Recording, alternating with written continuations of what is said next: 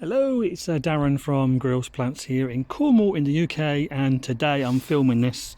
It's the 18th of January, so we're into midwinter really. So today this video is I'm showing you about planting an apple tree.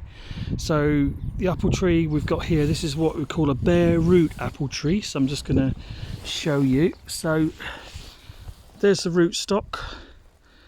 Okay, so the best time to actually plant fruit trees generally is in the winter, sort of December, January, when the tree is dormant, and as you can see it's dormant. Look, no leaves, nothing. So he's what you call dormant, so that is the best time to plant an apple tree. So this part down here is what they call the rootstock, and just there, let me just lay it down a second. If I lay it down, you can see the rootstock. So this here is where the top section of the tree, which is the variety, which is a variety called sweet alford, which is a Devonshire cider apple, pure sweet apple. The top section is the fruit, as in what this is going to produce, and the bottom section is what they call a rootstock. Rootstock is, you know, a tree which has been grown specifically for the rootstock, and then this top section of the sweet alford has been grafted onto the bottom section of the rootstock, and then you can get different rootstocks. So this rootstock here, which I've got there laying down, this is an MM106, which means it's kind of semi-vigorous. So you'd expect this to grow easily, maybe 10 foot tall, when it's in its prime. So why buy bare root apple trees? You could have far more variety. For starters, I would always suggest you, if you're in the UK, look at Adam's apples in Dalford near Columpton in Devon. Their trees I found probably the best. They grow literally, I think, 20,000 trees a year, apple trees. And they have all types of apple trees, and they are really good at giving good advice over the phone or by email. Tell them your situation, what sort of soil you've got, what sort of conditions, whether you've got wind or whether it's sheltered, whether you get full sun, or what kind of soil you've got. So here in Cornwall in the UK, I have here heavy clay soil. So that's quite an important factor when you're buying an apple tree, because it's got to be right for where you're planting it. So I always find them very good, Adam's apples of Columpton. Please check them out. So we're going to use a post today as well, this is just a piece of 2x1, and then what I've done is I've cut a spike on the end, and this is going to support the tree, because obviously with planting it, these roots are not going to be well established for a couple of years. So it's not going to have good anchorage, so we want a post in place to ensure if we do get any high winds, then this tree's not going to basically start moving and fall over. So a little bit about this variety. This is called sweet alford, and it says sweet cider apple. So this is not a maiden. This is a 2-year-old tree, but I'd still not expect this to give us any fruit for at least 1 to 2 years. What I would do is, on its first year of fruiting, I would pick the fruit off when it's very, very tiny, because I would rather do that in the first year to actually give the tree more growth for another year before it actually starts fruiting. So this is flowering group 3. And obviously season, it says in November, so it is ready to be picked or will drop off the tree in November. Now sweet alford is known to being, as I said, it's a pure sweet apple, which means for this tree it's an edible cider apple. Not all cider apples are edible. You could actually eat this as a dessert apple, but because it's pure sweet as well, it's good for cider to bring a bit of sweetness into the cider. And then you could also use it as a for juicing, juicing as in pure apple juice. So let's move it over into the hole. As I'm doing that, just to mention to you that sweet alford is a little bit susceptible to scab. So that's only going to be a problem, I guess, if you're going to eat it, because you'd have a bit of scab on the skin. But you could actually give it a spray, you know, a few times, and that should probably cure that problem. It's quite a good cropper as well. It's well known for a regular cropper as well. Not all cider apples, a lot of cider apples have become biannual, but this is a pure sweet, and because it's sweet alford, it's a good chance that it's going to basically fruit 9 out of 10 years. Okay. So I've put it in the hole. So what I'm going to try and get you to see is I've put my spade across, because it's important that where the rootstock is, which is there, that's very important when you plant a fruit tree, an apple tree, a damson, a plum, whatever, pear tree. It's very important that this rootstock is just above the ground, at least just above the ground, because if you bury this rootstock, then what will happen is you'll get shoots coming up from underneath the soil from what the original rootstock was, and it will try and take over the tree. By keeping it above the soil levels, then that will stop that happening. So that is why I've put that spade there, to make sure that when my hole is full, I can see that actually that rootstock is still above land. It's got this mound of soil which is behind, which I'm going to backfill into the hole. Before I do that, I'm going to put some feed in the hole, and I'm also going to add some gritty sand to this soil, which is going back in. The reason I'm doing that is because I'm on heavy clay soil. This might not be relevant if you're on a sandy soil. Okay, so this is the reason why I'm using quite a coarse sand. Got a bag of sand here, and what I'm going to do is take some of that, throw it onto that, and then we're going to mix that in a second. That's 2 scoops, I reckon 2 more. 1 more. And then we just want to mix this in the soil before we put it in the hole. So it's going to give me more drainage, knowing that I've got heavy clay soil. If you've not got heavy clay soil, you might not need to be doing this. And this is not even essential, even on heavy clay soil. But I'm going to do it because I don't want this apple tree sitting in water in winter, and Cornwall, we tend to get a lot of rain in the winter. Give it a good mix so it's well distributed through it. There we are. So going to get it pour that into the hole. Before I do that though, we're going to put some feed in. So position your tree, so look at where the branches are. You know, you don't want these branches going in towards the wall, and as you can see, I've planted it far enough away from the wall that actually it's going to be fine. You know, don't plant this right against the wall, you're going to have a problem. So my main branches are coming outwards and going outwards that way, so I'm happy with that. So my feed I'm using, this is a thing called Q4. Alternatively, you can use bloodfish and bone, which is more than adequate for what you need. And I just really want to get that around the root and in the hole. Whoops. And that's more than enough. So tree back upright. I'm happy with where the rootstock is, happy with where the branches are, and then we're just going to backfill with the spade into the hole. Actually, I'm going to hand trowel it in to begin with, especially to get it around the root. It's so important that this root has got plenty of structure around it to ensure that this tree doesn't move. Don't forget, we're going to post it as well. Posting it, really once it's maybe 5-6 years old, you can remove the post.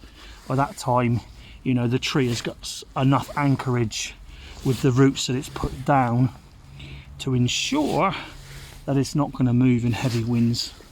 We are on a site which actually we do get heavy winds. We're back on the heathland, and we're quite high up. So when you go so far, then what I'm going to do is just firm this around, making sure the tree stays straight where you want it. You're just compacting it a bit all the way around.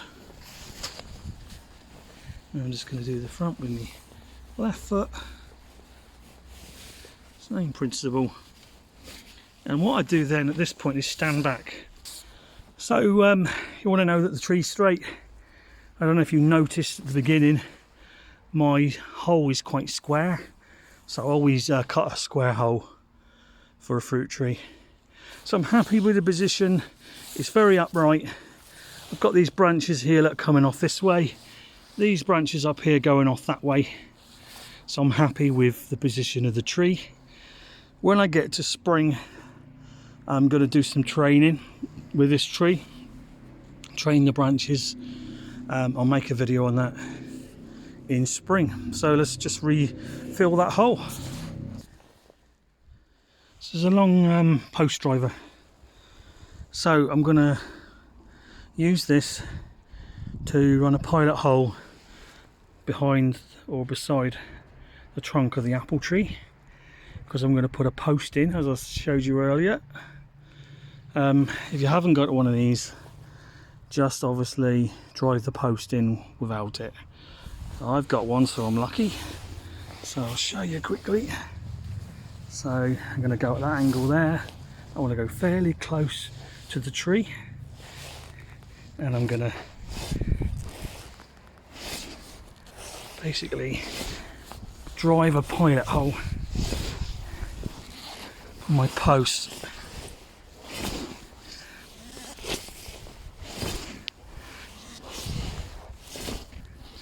I'm happy with that. Just get the, see what distance we've got yet. I'm happy. So there's my pilot hole. Don't worry if you've not got one of these. You can just drive it in.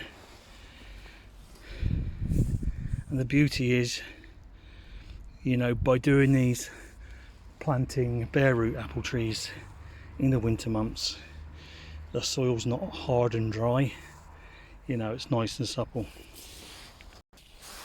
So here's my post, and I'm putting it in at an angle rather than straight. This is only what I like to do. If you want to put a straight post in, put a straight post in. So I put it in with my hand so far. Now I'm going to get the lump hammer, and then we're just going to drive that in as deep as we can get it.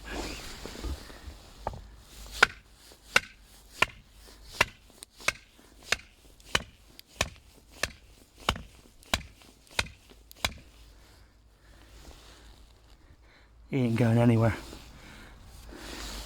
So the little bits of area where you've knocked the earth out, firm that around the tree again, both sides. Now then, before I tie that one in, can you see there's the rootstock there, look? So the rootstock is above, and that's what you're looking for, rootstock to be above. So I'm going to tie that trunk in with this. This is what we call bendy wire. It's good because it's rubberized, but it's got a wire inside of it, so it's not going to rub your bark off your branches, which is what you want to avoid. I use this all the time, and I'm going to tie it like almost in a figure of 8. Let me show you. So figure of 8 around the tree, so basically the post doesn't touch the trunk, and obviously with figure of 8 it there, which is going to give it enough support. And to be honest, let's go a bit higher with that one actually, is to go up there. You know, you only need this, as I said, for the next maybe 4 or 5 years, maybe 6. And there he is, he's in.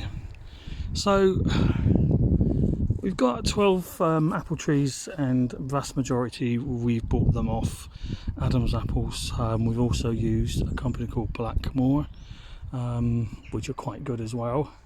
What I find with Adam's Apples is you get good variety The trees are always very healthy, and you get very, very good advice on your conditions and what kind of apple you're looking for. They're always very, very good. So obviously you could go into a supermarket or a retailer on a retail park and you could arguably buy fruit trees, and I saw some just last week in Tesco's the week before, and they were $7.99, and I was bamboozled, so I'd had a look, and these trees are costing me £28. Why would I pay 28 when I can pay 7.95? I suppose best way to explain it is the trees that are being sold in supermarkets and retailers tend to be John O'Gold, Braeburns, Granny Smiths, all the apples you know from the supermarket, basically, predominantly. These are all grown for commercial, by commercial growers. Because they're produced for commercial growers, I don't think they're that suitable for the back garden or an allotment, or even planting your own orchard. I think that go with varieties which are older varieties, like this, which is sweet Alford, and I've got a Dabonet, which is a cider apple, Somerset cider apple, very old apple, and I've got lots of others. I just like to say Laxton's Epicure, which is a fantastic apple. It's a early season apple, and it was created by the Laxton brothers of Bedfordshire, and I think it was maybe sometime in the 1800s that they were breeding apple trees, the Laxton brothers. And what you'll find is that these kind of trees that you get from places like Adams Apples and Blackmore, they tend to be suitable for the home garden. They got natural disease resistance in them, and they're naturally good growers and naturally suitable for the environment that you're putting them in, because this is not a commercial environment where we're spraying with pesticides and chemicals. These are trees that probably are going to receive no chemicals whatsoever, and only maybe a feed or so a year. So that's my take on it, is go for some of these older varieties which are not susceptible to scab, not susceptible to canker, not susceptible to all these other diseases which you can pick up. And the other thing with these trees you get in supermarkets is they're not naturally a good cropper. They're not good croppers. They're not really suitable for the back garden, whereas these are. So that's my take on that. I know this video's gone on and on and on, but I think it's quite important that I get that across. And the other thing before I finish is I've learned a lot from watching a guy called Stephen Hayes on YouTube. Please go and have a look at Stephen Hayes' YouTube channel. He's a fruit grower, mainly apple grower, and I think he's near Southampton, and I think that he is very, very knowledgeable on pruning, very knowledgeable on varieties and varieties to choose, and he's also very knowledgeable in orchard management, and also very knowledgeable in making cider, and very knowledgeable in well, did I say grafting? Can't remember. Grafting, yeah, sort of saddle grafting. He does tutorial videos on them as well. So please, yeah, check out Stephen Hayes. You'll learn a lot. Thanks for watching. Sorry this video's going on a bit. Take care.